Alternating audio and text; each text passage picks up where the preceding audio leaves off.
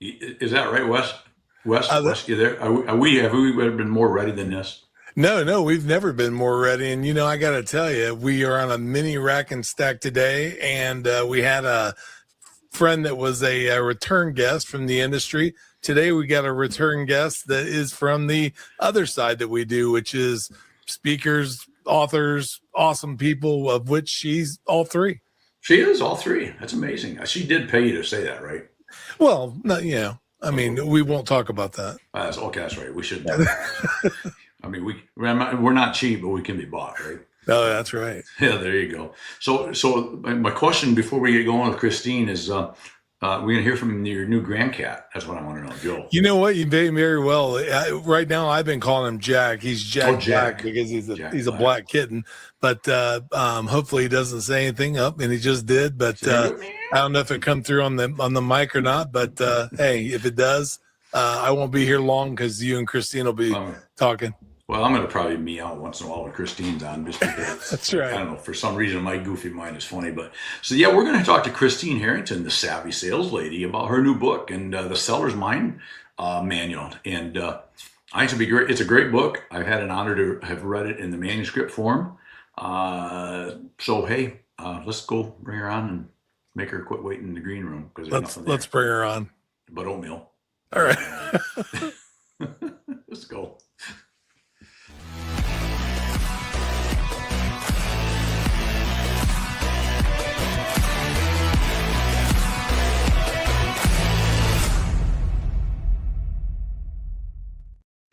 Boom. I love that song. Hey, what's up? Hey, Randy. I when that boom came onto that, it made me remember that we got a new thing we're doing, Christine, which is, building one's life powered by Source One Marketing, and I just felt the urge to go powered there, but I'm okay now. I'm back. I like that. I like that. How you doing, my friend? I am doing really well. And first of all, let me say thank you, thank you, thank you for writing my foreword in the book, The Seller's Mind Manual. And thank you for having me on to talk about this today.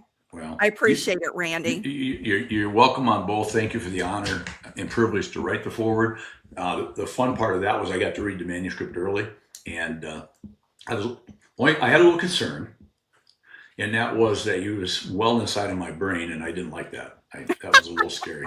And probably scary for you too. I hope you got out quick because you don't want to spend a lot of time in there. But I love the cover a lot.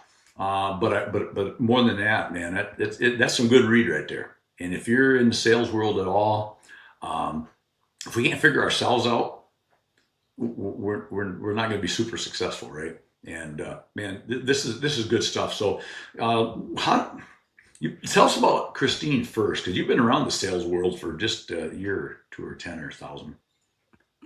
Well, you and I kind of have had the same path, Randy. I mean, we've been in 5 decades selling. Man, you had to bring I that up, know.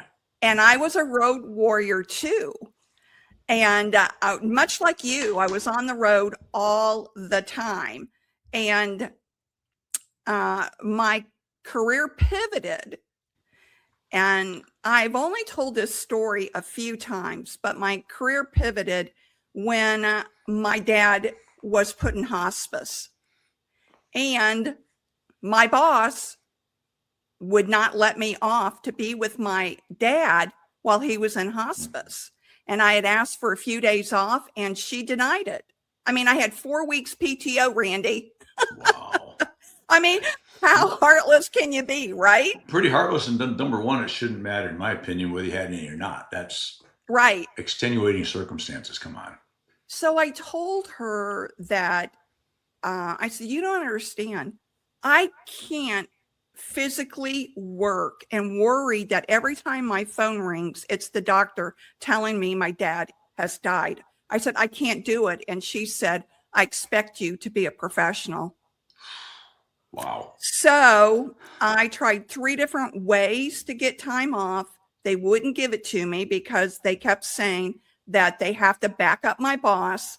And I looked up in the employee handbook if I was required to give a 2-week notice, because I was certain my dad didn't have 2 weeks. And and it did not require it. So I wrapped everything up. I stayed one night really late, wrapped everything up, resigned, walked out. And I told my dad that I took vacation time, and I was with him when he died 10 days later. Wow.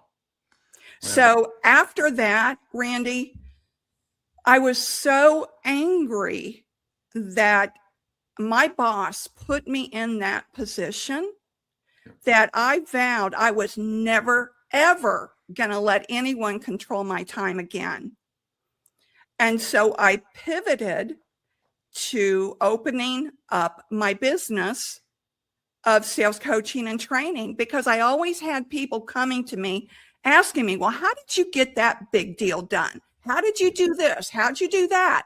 And so, after I buried my dad and I was trying to figure out, what am I going to do? I did not want to go back into corporate insurance sales. I knew I didn't want to do that. And so that's where I decided I'm going to open up my own sales coaching and training business. And that's what I did, Randy.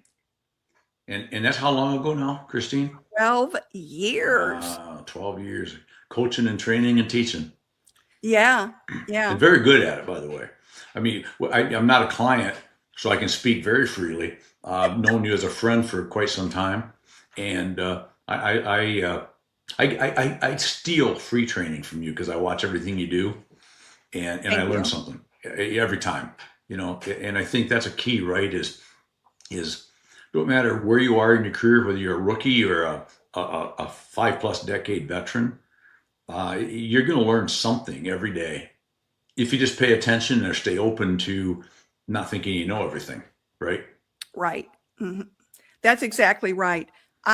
Even after 5 decades of selling, I still feel like there's something that I can learn after all this time. Right. And after teaching hundreds and hundreds of people, and individually and also in training contracts that I've done over the years, I always amaze myself that, hey, I should think about this. This is a good idea.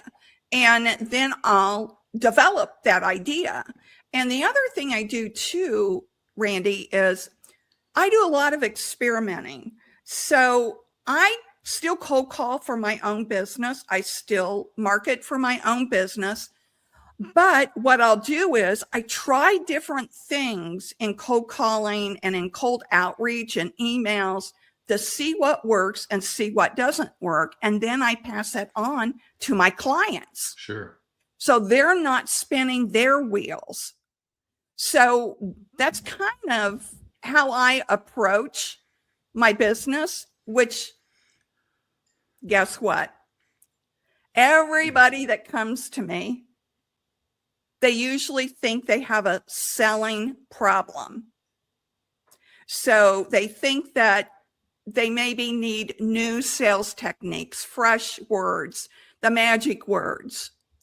And I would say 90% of the people that I have coached over the 12 years did not have a selling problem. They had a mindset problem. So there's no magic word. We got to go backwards. There's no magic sales word? Nope. So 50 years I've been on a search for nothing. Wow. I say that's tongue in cheek, but it is funny where people think what you just said, and I think that's amazing insight, is we need a new system. We need a new script, a new whatever. And they forget all the basic stuff that they probably already have if they just get out of their own way, right? Well, what they don't pay attention to is they're so focused on the buyer's mind, on the prospect mind. What's the prospect thinking? What's the prospect's next move? Trying to anticipate that they forget what's going on and totally don't pay attention to what's going on in their own mind. So as they're seeking the right words, the right strategy, they should be looking at and becoming more and more aware of the patterns that are sabotaging their sales. And let me give you an example here. So I was on a coaching call, and I've heard this numerous times, where the prospect or the coaching client gets stuck about where to go in the sales conversation, and they start buying in to the reasons why the prospect can't buy. And so they have conditioned themselves to think that the buyer knows best, but their job is to help the buyer make the best decision. Right. And so what they'll do is they'll end up buying what the prospect is selling to them on excuses. Right. Wow.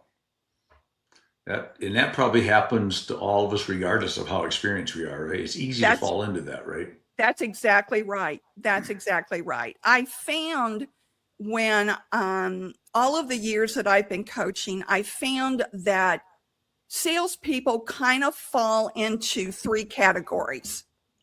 Okay.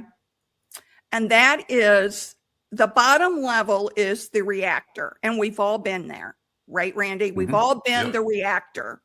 And that's, you react to your feelings. So if you feel motivated, you work. Right. If you feel anxious or overwhelmed, well, you don't work. Or you sabotage yourself and you think, oh, it's 3 o'clock. I'll just make those calls tomorrow. Your performance is completely dependent on your emotional state. And then you're on that roller coaster and you don't understand why. And then the next level is the manager. All right. That's level 2. It's just a rung up. You've learned some techniques to manage your mind. All right. Now you're more aware and you push through some resistance. You hit your goals occasionally, but it requires massive willpower and you often burn out. And you're fighting your mind every single day and it gets exhausting. And that's really what burnout is. It's exhausting your mind. And then level 3, that's the designer. This is where you've totally learned how your mind works. You've built the habits that don't require willpower, and you created a daily structure that bypasses all your feelings. Okay. Now, you'll still have bad days, but you keep moving forward because you don't let it derail your agenda for the day. You're consistent, but not because you're more disciplined. It's because you've designed your mind to work for you, not against you. And most salespeople move in and out of level 1 and 2. So how do we? And so your book's going to help, but how do we get? How do we get people, or how do we get ourselves from level 1 and 2 and that yo-yo back and forth into level 3? Then that's the key, right? That's what the whole book is about. Exactly. Don't tell us too much because we want people to buy the book. But. Right. But the whole point is to sellers level up their awareness when it comes to the buyer, but they don't level up their awareness when it comes to their own mind. And I have always said the mind is the last frontier, right? It's the last frontier. Every single day, there is more and more information that's unfolding about how the brain works and how the mind works. It used to be people thought brain and mind were the same thing. They're not. They're totally 2 different things. Now, I'm going to just blow your audience's mind. Let's do it. But I know that to be true because of my near-death experience I had in 1992. And your consciousness leaves with you to the other side when you die. Your body stays here, but your spirit and your soul is your consciousness, and you go to the other side, and you're still you on the other side, Randy. You even have your same memories on the other side. So I know that consciousness is a real thing and it's here to help us. But most of us are so unaware of what our consciousness really is and what it can do. And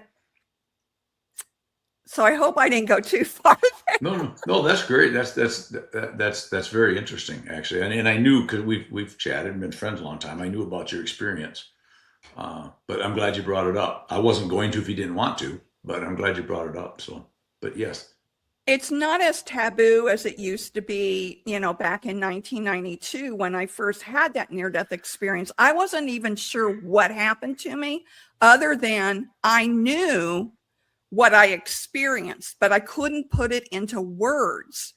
And then when I started doing some research about near-death experience, that kind of led me into the mindset field as well.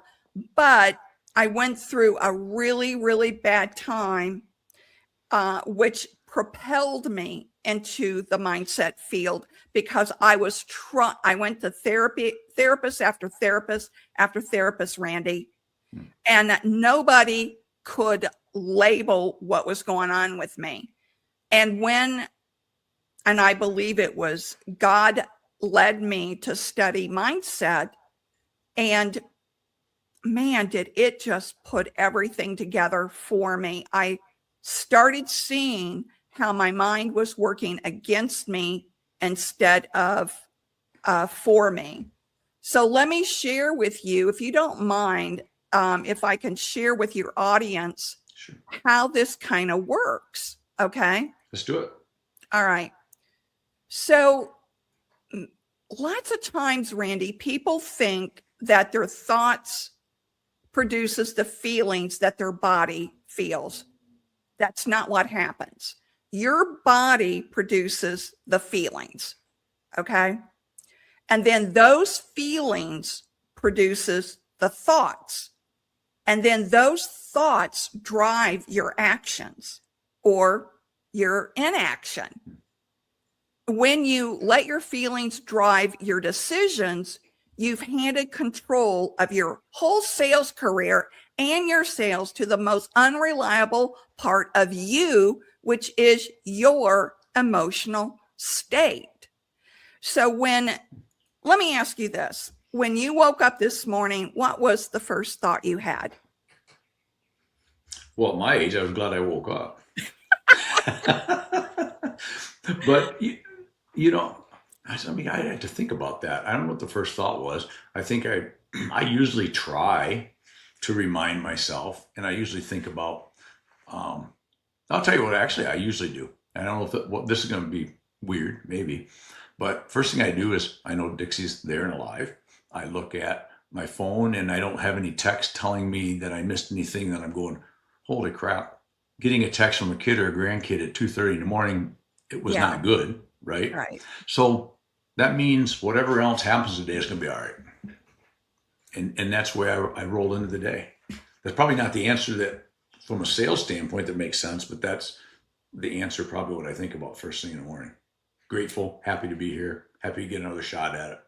And that's a great first thought of the day. A great first thought. I got an A from the teacher. You got an A. I'll send you an apple. But but I think, that's, there's a lot of talk about it, and everything starts with being, I don't know, use the term you want, grateful, thankful, feel blessed, whatever term you want to use, right? But because if you don't come from a place of thankfulness and gratefulness, I happen to love sales. I love the world of sales. Or as kind of stealing a little bit of a Zig Ziglarism, but because I really see it this way, helping other people get what they want or need, right? I don't try to sell anybody anything. I just try to help them get what they want, and usually I get a couple nickels for doing that, right? That's kind of the route I take. But anyways, back to your question, that's how I wake up. Some people that come to me when I ask this question, especially when I'm doing mindset trainings for businesses, I'll ask this question. And some people will admit that they wake up with worry or anxiety. Okay. So they're worried about, and just pick a subject. It doesn't necessarily have to be in sales, but they're worried about something that's happening in their life. Sure. So bear with me as I go down this rabbit hole. I'm ready. I'm right Okay. with you. Let's go. So you wake up with a worried thought. And it's like, have you ever had a bad dream, Randy, that you can't shake? Mm-hmm. Yeah. And it just kind of stays with you all day.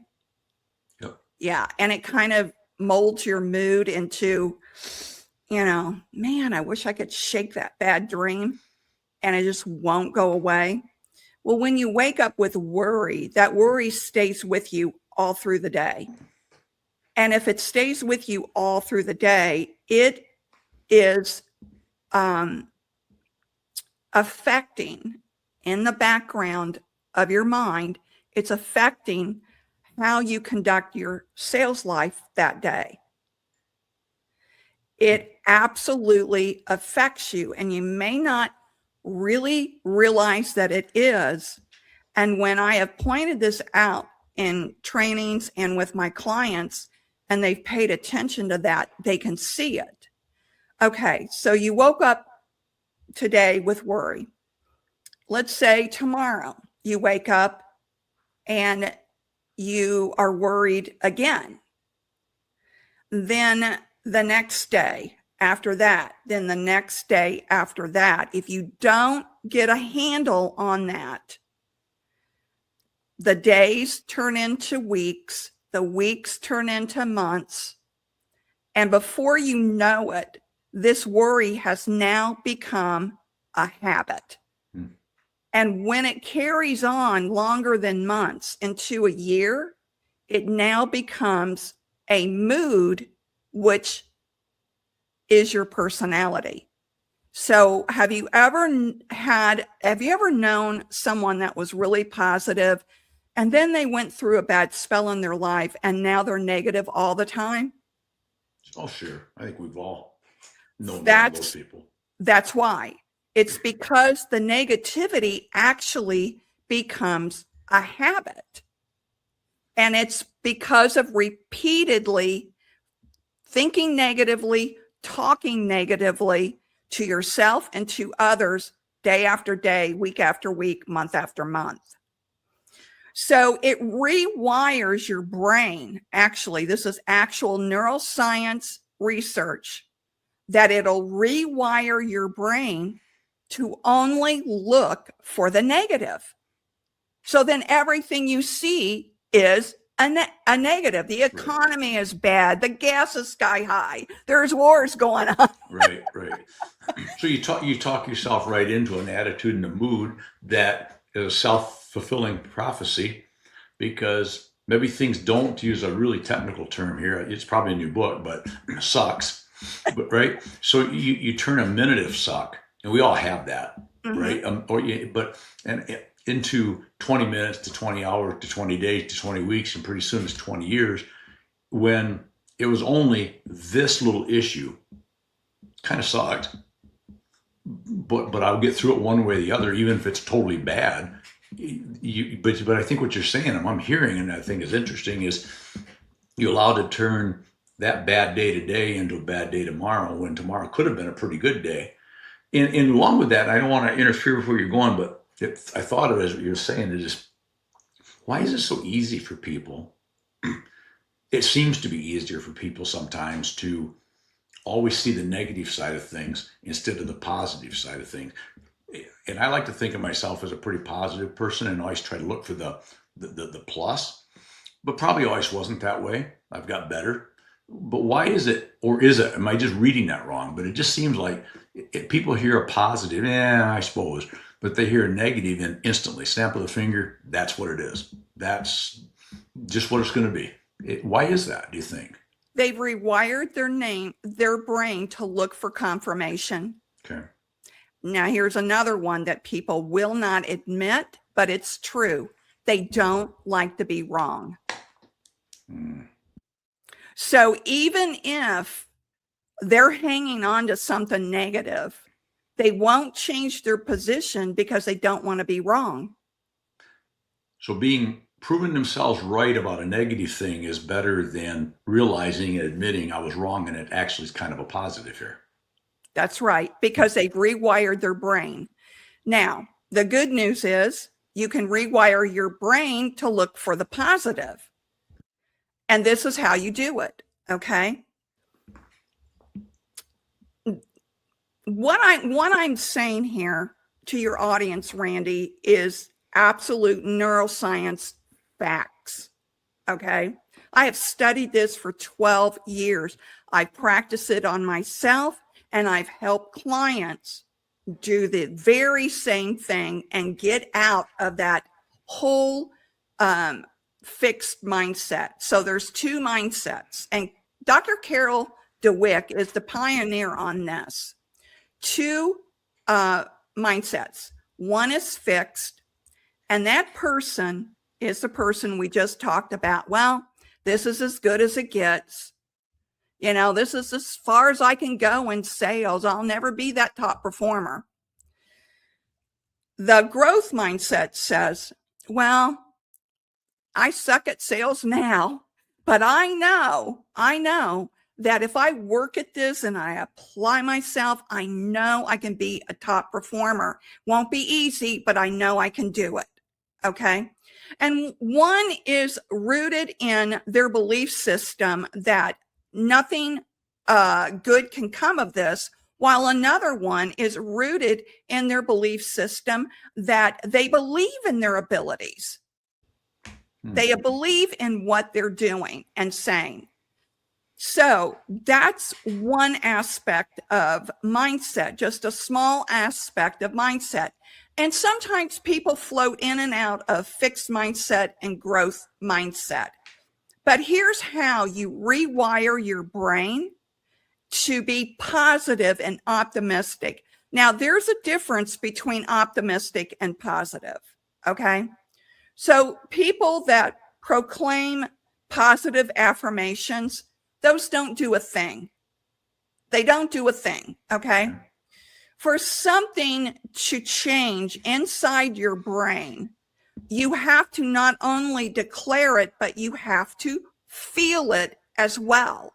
So somebody can just say all day long, I'm a positive person. I'm a positive person. I'm a positive person. And their subconscious is going, no, you're not. No, that's not what you programmed me to do. You have to create feelings in order to shift that subconscious mind to believe what you're telling it. Okay. So let's say you have a really bad day, Randy. At the end of that bad day, I always coach my clients, do a debrief. What worked, what didn't work. So list one win. You've had a really bad day. Everything went wrong. There is some little glimmer of optimism and win you can pull from that day. Maybe it's something as small as you wrote a really, really compelling email to a prospect. That is a win, and anchor a positive feeling to that win. Yeah, you know what? That was a really good email I wrote. I should, duplicate that. Don't let the day end by saying, oh my gosh, this was a bad day. I knew it was going to be a bad day. It was a bad day. Yeah. Don't end your day that way. And then you're going to look at what didn't work. Now, this isn't for you to beat yourself up with. This is an exercise to help you learn where you need to improve. It's only a learning tool. It's not to beat yourself up. And let's face it, every single day, all of us have one thing they could improve. Mm-hmm. Or some of us have lots, but yes. Me. But so sorry, go ahead. So when you do this every single day, looking for one good win, whether it's small or large, all of a sudden that repeated action day in and day out, week after week, will start to rewire your brain to look for the good and the positive, and you'll become more optimistic. That sounds probably, and so I was going to say, for many, that would probably sound easier said than done. There's probably, I'm sure when you have talks about this, you get a little pushback. Yeah, that's easy, Christine, but you don't realize how much my life sucks right now, right? What I hear is that sounds like a lot of work. There you go. Well, exactly, and because a lot of people don't want to do the hard work part. No. And an interesting thing you just said, and it came up because a previous guest we just got done just before you came on to record today. Jared Ledford and I spent a lot of time together at trade shows, and we talked about one of the things, which is that people show up at trade shows and they've already lost because there'll be whatever the language is, but this is a bad location, it's a bad time of year, it's tough to get to, nobody's going to come, this is just going to be terrible, all the key words there, right? Mm-hmm. And then this really funny thing happens. They have a really bad trade show. Yeah. Imagine that. I'm just surprised by that, right? And then there's others of us go, we're going to find something in this. Maybe okay, you can't argue certain things. Certain time of year, maybe not the best in an industry. Certain locations could be, but you know what? Some things are what they are, and you can't control the uncontrollables. But you can control, and I think this is key to what you've been saying, but you can control what you can control, which is your attitude. And I'm going to go find a win here. It may be harder, but I'm going to go find a win, right? Does that make any sense at all? Oh, absolutely. Absolutely. That you just took the scenario I gave you and in a bad situation, you found one thing that you could turn into a positive, into an optimistic experience in order to make it work. I mean, we can do that in anything, Randy, mm-hmm. if we want to work at it hard enough here. Right. It starts here, right? So when you go into that, here's another trade show thing I'm sure you've heard a lot about. Back in my day when I was doing trade shows, everyone would gather the business cards and then we'd go back to the office. And, reps are complaining a month later how, they're being ghosted by everybody or they've already bought. And it's like, well, when did you start calling them? Well, I just started calling them today. Right. It's a month later. Right. Yes, exactly. And it's funny you bring that up because, if it's a really good prospect, it's a really great conversation. I wouldn't leave the trade show without a date and time next week. We're going to chat, right? Oh, and absolutely. Also, when they're going to hear from me next, if they left today and I leave tomorrow, hey, did you get home okay, Christine? Good to see you. Just reminding you that we're going to talk next week. The samples I sent out. You find something to maintain that relationship because you're right. And you're a cold call guru. You just took a warm or even maybe a hot call and you let it go cool to cold because either they forgot you and it didn't seem very important. The excitement of whatever you were talking about had time to dissipate, or probably worst case, somebody a little more prepared and aggressive than you that they met at the same show had already been in there 3 days after the show ended and maybe have already closed the deal, right? Right. Mm-hmm. That's it. You see it all the time. It's a dangerous way to go. And I think you'll agree because there's this book about up on the screen that you wrote that it comes back to the seller's mind, doesn't it? Yes, it does. It does. And here's another little tidbit that I'm going to give your audience. Remember when I was talking about waking up to a bad day, right? Right. You wake up and you're worried and you're waking up to a bad day. You've already planned it in your mind because you woke up with worry. At that trade show, the person that says, wow, this is a lousy booth, or a lousy location for my booth, whatever it is. All right. The night before on a Post-it note, Randy, write out your new thought for the day. So whatever that new thought is, right? Write it out. The optimistic thing that you want to happen that day, write it out, put it on your alarm or on your phone or wherever on your nightstand. So the first thing your eyes see when you open them up is this reminder note of what your new thought is for that day. And you carry it around with you all through the day and remind yourself. If you do that day after day after day after day, your worry cannot exist in that mind because you're reprogramming your mind through habitual optimistic thoughts. I like that. I like that a lot.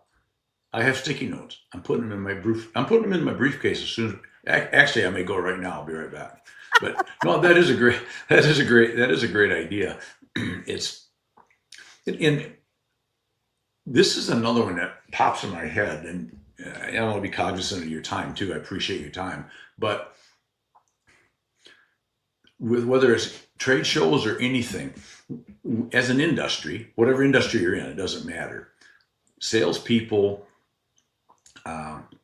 we love to, what's the word I want to use, wallow in our own misery with everybody else. We want to get together, and it's easy to get into, this program's terrible, this will never fly, this is a dumb thing management wants to do, you name it, right?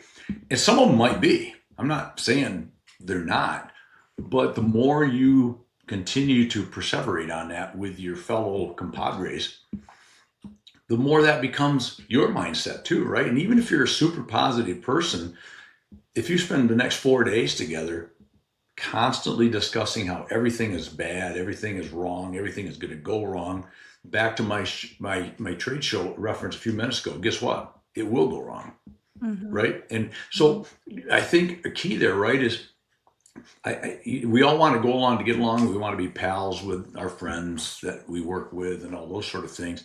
But how do we work around that wanting to be buddies and pals with our compadres, but also want to separate ourselves from that negative mindset that they may be bringing to every single conversation the 5 days we're together this week? How do we do that?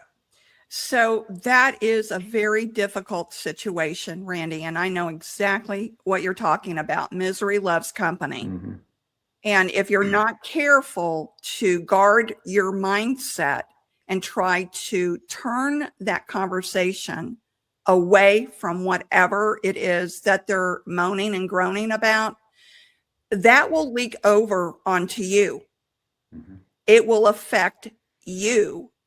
So I have a quick story for you about this. Okay. Years ago, an office I worked at, one of my coworkers who I'd become friends with, she was a divorced mother with 2 small children. And this was before I had children myself, my son. It's before I had my son. And every day she came into work looking sad. And every day she complained about her ex. She complained about how she wasn't making enough money, and she would show me her shoe where the sole had a hole in it, and and it made me feel so bad all the time, right. And this went on for an entire year, and I got more depressed and more depressed and more depressed to the point, Randy, where I left the job for my own sanity. I mean, I tried to give her suggestions. I tried to, volunteer to help babysit her children while she could go do something, because she, always talked about how she couldn't do anything because she had to be home for her kids. I volunteered to babysit. I did whatever I could, turning myself into a pretzel, trying to help her, when in reality, she didn't want help. She just wanted to complain. And so I left that job because of her. And when I started working at a more positive, optimistic environment, my depression went completely away. I was like this whole new person again, because I was out from under that dark shadow she brought in every day into the office. Hey friends, it's Randy here, the owner of Source One Marketing. I bought from Randy.com, and I got to tell you, we are proud to sponsor the Building Wins Live podcast and vlogcast. We have 4+ decades in this beautiful industry of supplying materials, supplying services, supplying marketing assistance, and we just are proud to sponsor Building Wins Live and some great guests that we have every single week, many of them from our beloved industry and many of them from outside the industry that still bring some incredible content. So make sure to check us out at ibuyfromrandy.com and let us know what you think about this show. For now, thanks for checking this out. Let's get back to the show. That sad. It is. And so unfortunately, listen to that story. You took the route you had to take. When people are in that situation, and we all have those people, right? I don't think there's any organization that doesn't, big or small. We have to take that responsibility on ourselves to either remove ourselves from, or at least remove our mindset from that, maybe avoid them as much as possible, whatever we have to do. But because I'm going to guess, and your experience will tell us because you're the expert on this, but my guess is it's a lot faster to fall into the realm of negativity than it is to pull yourself back out of that to a positive state. Would that be accurate? I mean, that's my experience, but I don't know if that's true or not. That's absolutely true. And what happens is you get pulled in gradually and you don't really notice it until you're right in the middle of the mud with them and you're going, holy moly. And you start to notice that it is shading every area of your life. Right. Right? So you have to decide, either move away from them. You can still, try to be friendly at the office, but stop going to lunch, stop doing, going after work for dinner or drinks or whatever. Remove yourself from that, and in every way protect your mindset at all cost. And when I have told this to people, they think that I am being a little cruel, I guess, to say, to do that. But I'm sorry. My mind is mine. Right. Right. Right? Exactly. And if you can't help them, they don't want help. Right. So you have to protect yourself by either moving away from them or limit your time, as you said, limit your time that you spend with them. And when they start going down that road, and they will, try to pivot the conversation to, whatever, Right. Hey, what about that baseball team? Yeah, that makes sense. That makes sense. Well, Christine, let's spend the last couple of minutes, because I do want to be cognizant of your time and so forth. But let's talk about how to get your book. Let's talk about any last things you want to say about your book. Let's do a book advertisement here. Let's from the author themselves. We've talked quite a bit today about the book itself, about the mindset, what they're going to learn from the book. But give us in the last 2-3 minutes here, what else do we need to know if you're thinking, maybe I do need this book? Because I think everybody needs it. Everybody should buy this book. That's what I think. But let's just talk about that, and then tell us how we get the book. It's not your typical sales book. All right. It's just not another sales book giving you, techniques, giving you the magic words, I wanted to giving you the process. There's a million of those books. This teaches you how to control your mind so your mind works for you and not against you, which you need in selling situations, especially when you're in selling conversations. You need it. Right. So you can buy the book on Amazon, and it's on my website as well. There it is, right there. Thank you, Wes. He's like a magician or something, you know. He is. And you can buy it on, and that's my website right there. Thank you for pulling it up, Wes. And I guarantee you, it's probably a book in the sales area that you have never read. And it's the most important thing for you to read. Sales training has it all wrong. Mindset should be trained first, and then sales techniques and sales processes. So mindset comes first. Makes sense. Love it. Well, like I said, I can speak not only from the many years that we've known each other and did some collaboration and just been friends. You and I and Wes, I think, even had coffee together one day in the Indianapolis suburbs, or maybe we're in India. I don't know. We're over that way somewhere. But as I've got to know you over the years, top-notch professional at what you do. The book is, as I said, again, thank you for allowing me to write the foreword, because that got me a firsthand view of the book early, and it's spot on good. It's highly recommended. So well done. Good work. Well, I want to say this, Randy. You writing a book really inspired me. I think I was on my second copy or the second rewrite of this book when you published your book.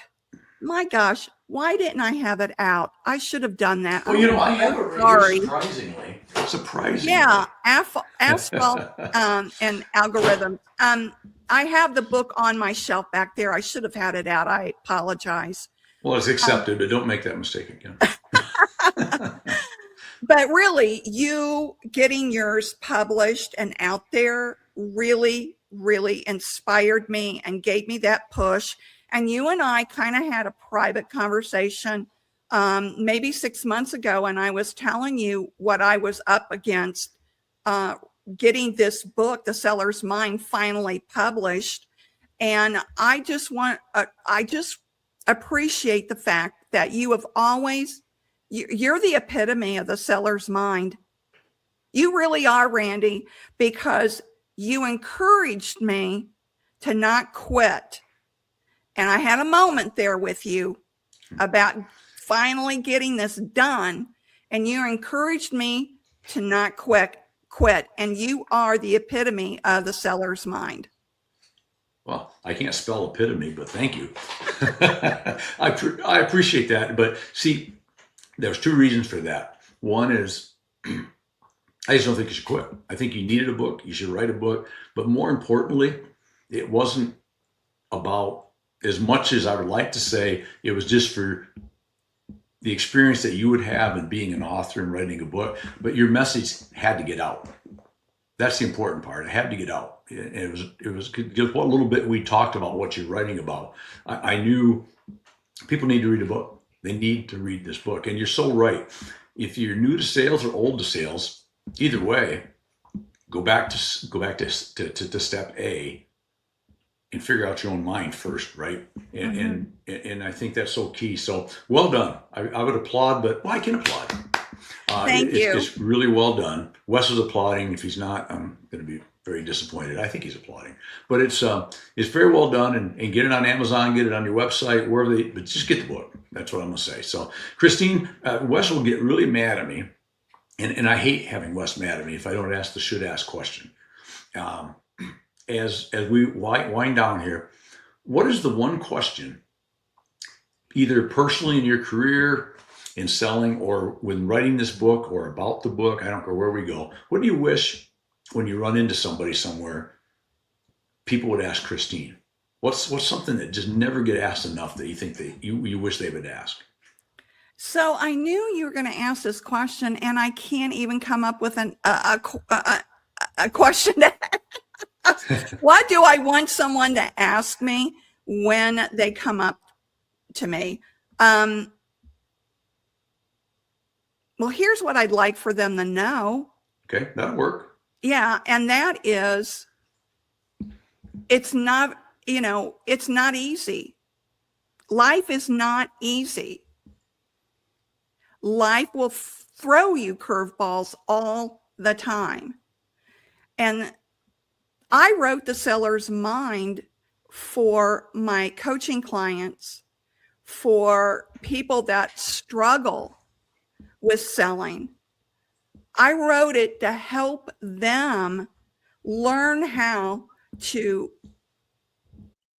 build their awareness about what's going on between the ears so that they could sell at a higher level, because it will help you sell at a higher level.